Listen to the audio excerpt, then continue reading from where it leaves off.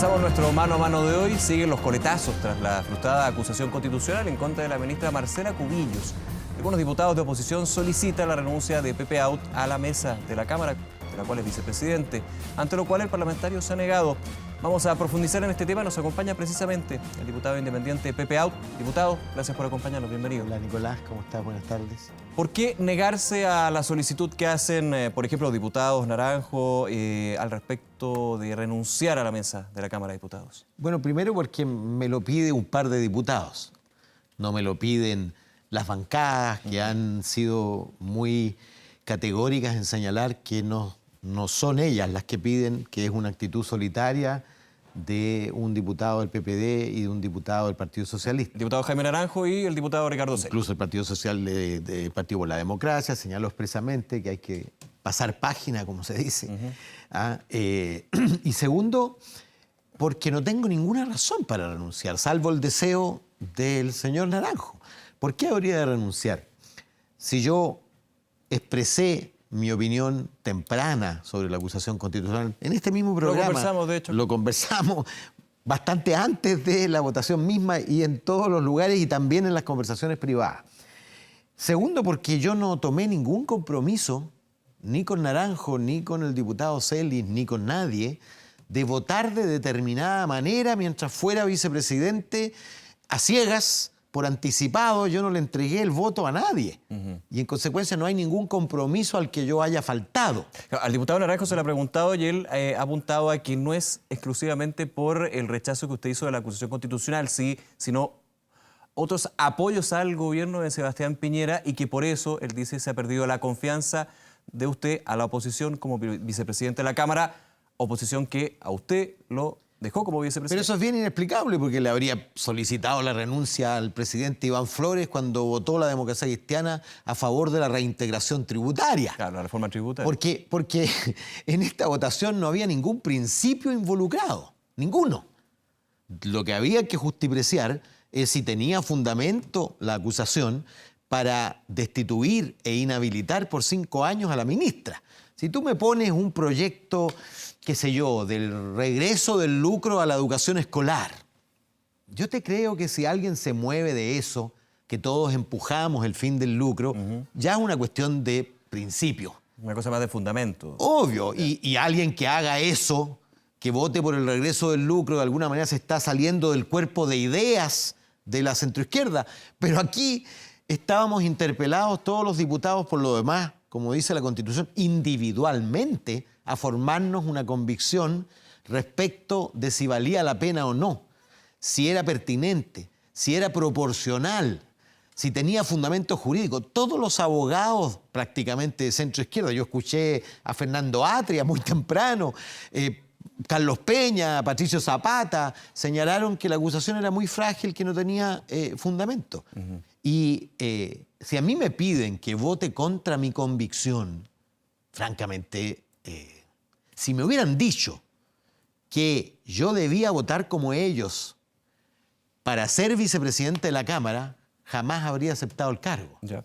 ¿Quién puede hipotecar, entregarle su voto sobre cerrado a las bancadas para ocupar un cargo? Perdóname, pero si así fuera, no necesitaríamos 155 diputados. Bastaría con uno por bancada y que se pongan de acuerdo y que voten como regimiento ordenado. Yo creo que no ha entendido nada de lo que significa ser parlamentario. Yo cumplí con mi trabajo, que es formarme una convicción antes de poner el dedo en la luz verde, amarilla o roja.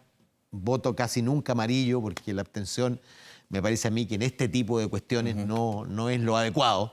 Uno tiene que marcar, aunque tenga costo, uno tiene que seguir sus convicciones. ¿Qué pasa si sigue la crítica desde el diputado Naranjo hacia su persona, especialmente más allá de lo de la vicepresidenta de la Cámara o no, sino poniendo un punto político, hablando de la desconfianza, de alguna manera Pepe Out ya no nos representa, está votando más bien con el gobierno, sigue un paso con el gobierno? ¿Qué pasa de aquí en adelante? Usted fue bastante crítico, de hecho, en su locución en la sala de la Cámara. Bueno, no sé lo que le pasa a él, ni lo que le pasará a él. A mí no me pasa nada. con que un diputado o dos diputados tengan confianza en mí. Mi punto no es la confianza de ellos hacia mí. Mi punto es la confianza que yo tengo en el rol parlamentario. Si alguien tiene una crítica de cómo dirijo las sesiones cuando me corresponde hacerlo, o de cómo participo en la dirección de la Cámara de Diputados, lo puede hacer. ¿Ah?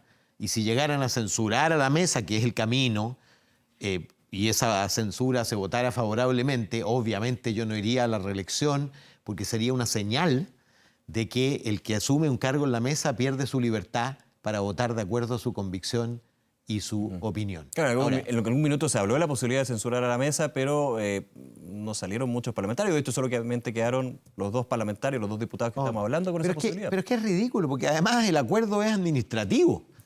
Ni siquiera hubo un pacto político que dijera, mira, vamos a votar de determinada manera determinadas cosas. Ahora te garantizo que incluso si hubiera habido pacto político, por supuesto que no estarían incluidas las acusaciones constitucionales. Se habrían incluido algunas cuestiones de contenido. Mira, a mí me parece todo esto un despropósito. Haber además establecido como prueba de fuego de la unidad la adversidad a una ministra y no la oposición a un proyecto de ley o la presentación de una alternativa política. La unidad se debe buscar en las propuestas y no solo en la oposición. Es un sucedáneo muy malo y muy frágil y muy mediocre la unidad detrás de una acusación constitucional. ¿Queda la oposición más quebrada luego de este rechazo a la acusación? Yo no hago drama, fíjate, porque la oposición es, como dicen los psicólogos, ciclotímica. Pasa de la euforia a la depresión entre una semana u otra. Grita al fin de la oposición, que se acabó toda oposición, cuando alguien vota diferente. ¿Ah? Como lo ha hecho la democracia cristiana en algunas cosas, algunos en la bancada radical en otras, en fin. Pero la semana siguiente celebra su unidad porque encontró otro tema donde estamos todos unidos. Y lo que ocurre, a mi juicio, es que hay muchos que todavía no entienden que la unidad posible es esa.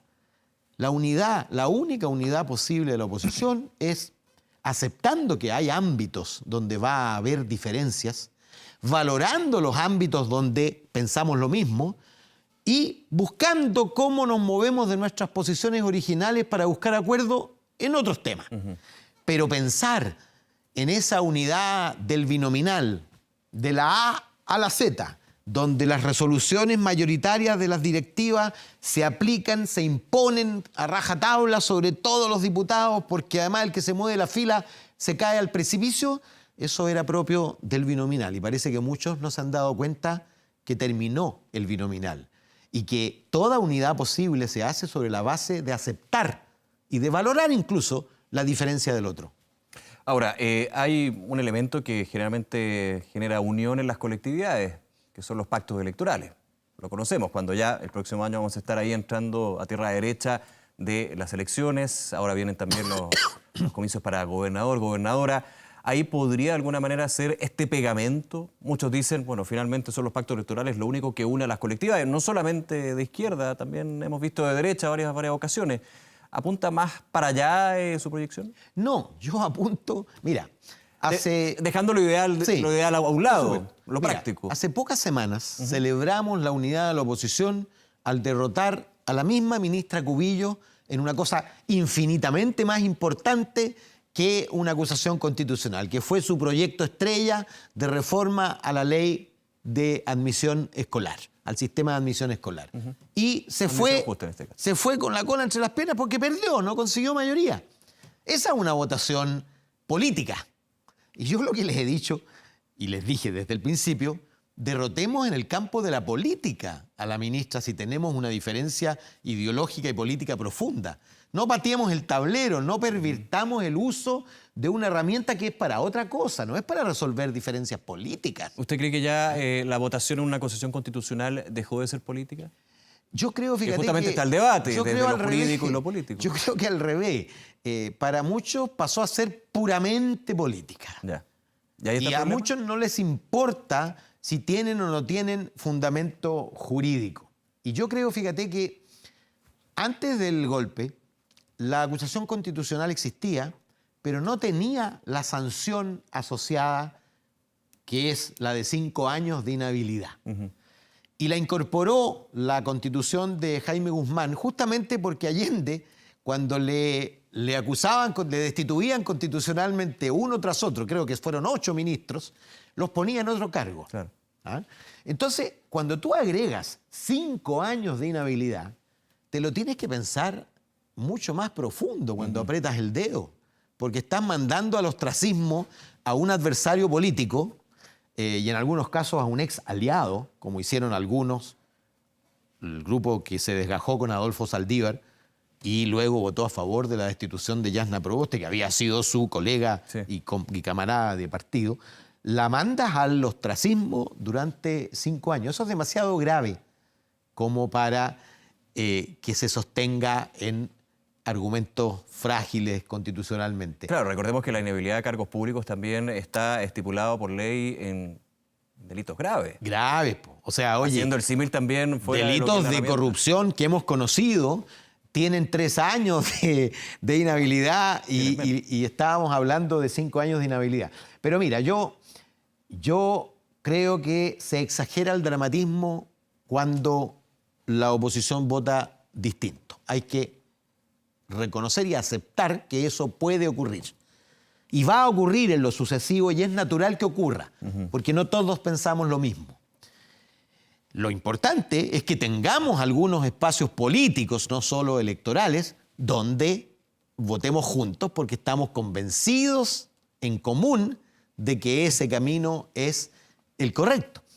Y yo creo que, por supuesto, todos sabemos que la elección de alcaldes es una especie, y ahora de gobernadores regionales, pero desde que se separó la papeleta, antes había un voto conjunto de alcaldes y concejales. Desde que se separó, se convirtió en 2 cosas, en un plebiscito al gobierno de turno y en un ensayo general de la elección venidera, la presidencial. Y te puedo decir que desde el 2004 en adelante, que fue la fecha de la elección separada, el que ha ganado la elección de alcaldes ha ganado luego la elección presidencial. Entonces yo digo, siendo minoría, con 38%, 39%, 40% de los votos, es decir, minoría, pero primera minoría, la derecha podría ganar la elección de alcaldes y de gobernadores regionales si la oposición va dividida. Y por lo tanto, lo más probable es que si la ganara, ni el Frente Amplio, ni el Partido Comunista, ni la centroizquierda tendrían opción presidencial de derrotar a la derecha en 2000, ¿cuándo es? Diciembre de 2020. 21. En ese punto, ahora hago un poquito la proyección con lo que usted dice, diputado. ¿Puede la oposición aunar criterios, unirse finalmente pensando lo que va a ser los desafíos del próximo año y el venidero, tomando al Frente Amplio, nueva fuerza política que tiene representación parlamentaria, y también el Partido Comunista? Cuando pensamos Democracia Cristiana, Partido Comunista, finalmente sí, es unos contra otros. Pero aquí claramente lo que se ha visto en estos 2 últimos años del gobierno de Sebastián Piñera ha sido una ex-concertación, ex-nueva mayoría, nuevo frente. Sí, yo creo que si entendemos que pueden convivir la diferencia y la competencia con la cooperación, puede hacerse. Todos van a tener, por ejemplo, listas de concejales que compiten naturalmente por la adhesión popular, pero ¿qué lógica tiene que enfrentemos con 2 o 3 candidatos a alcalde teniendo uno solo al frente que podría ganar siendo minoría? ¿Y funciona ahí el enemigo común? Funciona la idea de que si nos mantenemos dispersos, gana la derecha. Y obviamente la pregunta al Frente Amplio va a ser si acaso el avance de la derecha es suficiente razón para competir en primarias con la exconcertación o ver a través de encuestas dónde tienen opciones ellos y dónde tenemos opciones nosotros y darnos apoyos mutuos a través de omisiones. Si ellos quieren ganar, hagamos política ficción, si ellos quisieran que una candidata bien posicionada fuera gobernadora regional en Valparaíso, me imagino que querrán que no haya otro candidato de la ex Concertación que disperse la votación Claro. y que obstaculice su triunfo. Bueno, si ellos desearan eso, naturalmente me imagino que estarán disponibles para hacer lo mismo con nosotros en la comuna, en la región metropolitana. ¿Ah? Mira, esa reflexión seguramente en la medida que nos acerquemos al hecho y veamos que tanto el Frente Amplio y sus posibilidades de crecer me refiero no solo en votos, sino que en su capacidad de gobernar comunas, que me imagino que es importante. Yo creo que la experiencia de ellos en Valparaíso para ellos ha sido muy importante. Sí, claro. Y por lo tanto querrán replicarla en otros lugares. Si ellos quieren avanzar en su capacidad de comprobar capacidad de gobierno, yo me imagino que querrán algún tipo de entendimiento. Si tú me preguntas a mí, el mejor entendimiento posible, el democrático, el transparente, de cara a la ciudadanía, son las primarias. Pero si no están dispuestos a eso, me imagino que estarán dispuestos a algún tipo de entendimiento que evite que la derecha, siendo minoría, gane la elección de alcaldes y de gobernadores regionales. Diputado, vuelvo a lo que fue la semana acusación constitucional. El gobierno y el oficialismo han dicho que tras el rechazo, la figura de la ministra Cubillos se fortalece. Esto pensando en las discusiones que se vienen en el plano educacional, porque obviamente eso es lo que compete y eso es lo que también fue abordado durante esta acusación. ¿Usted cree que efectivamente se refuerza la imagen de la... más que la imagen, la figura de la ministra? Para nada, fíjate, yo creo exactamente lo contrario. A ver. Creo que, salido de la acusación constitucional, la ministra Cubillo, mi evaluación, no ha sido buena para el gabinete de Sebastián Piñera, porque es la más guerrera, la más ideológica, la más politizada de sus ministras. Hace de ministra como activista de la ideología. Y eso hace que no contribuye a ampliar la base social de apoyo al presidente Piñera y menos contribuye todavía a conversar y llegar a acuerdos para hacer avanzar reformas, proyectos de ley. Yo diría que si tú quieres para conseguir mayoría en el Congreso, la peor del gabinete es la ministra Cubillo, y eso antes de la acusación y después de la acusación. ¿En contraposición cuál es el mejor o la mejor? Escúchame, ninguno de los que votó en contra de la acusación pensamos que ella ha ejercido de manera adecuada el Ministerio de Educación. Bueno, el tema de fondo, el tema jurídico. O sea, tú ves que la disposición de, por ejemplo, del ministro Blumel es muy distinta de la de la ministra de Educación, incluso la del ministro Monker, que conversa y vuelve a conversar y vuelve a conversar, en fin. Es decir, hay ministros que tienen disposición de conversar, de escuchar, aunque después pueden no llegar a acuerdo, pero yo creo que la ministra Cubillo es buena para liderar una guerra política, una campaña, es mejor candidata probablemente que intentando ampliar la base de apoyo de un gobierno, y ese es el rol de los ministros, ¿no?